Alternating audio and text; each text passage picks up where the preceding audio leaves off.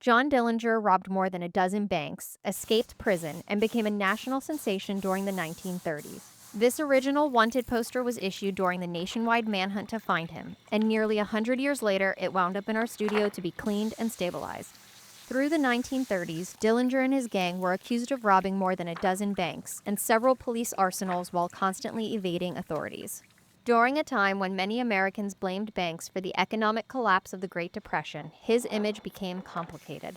To law enforcement, he was one of the most dangerous fugitives in the country, but to parts of the public, he became an anti-establishment figure. In 1934, authorities intensified their efforts to track him down. Wanted posters like this one were distributed across the country as federal investigators attempted to locate him before he could disappear again.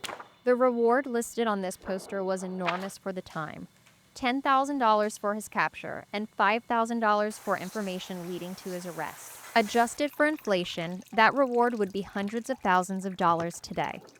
The case also became a turning point for the Bureau of Investigation, which was beginning to evolve into the modern FBI under the leadership of J. Edgar Hoover. Dillinger's crimes and the media frenzy surrounding them helped transform federal law enforcement into a national public force. And by the summer of 1934, the manhunt had reached its peak.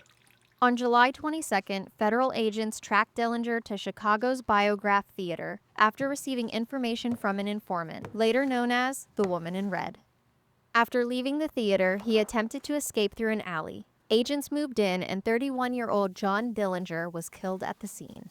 After his death, newspapers, books, documentaries, and films would continue turning Dillinger into one of the most enduring figures in American crime history. And nearly a century later, surviving artifacts like this wanted poster are reminders of one of the largest manhunts ever conducted in the United States.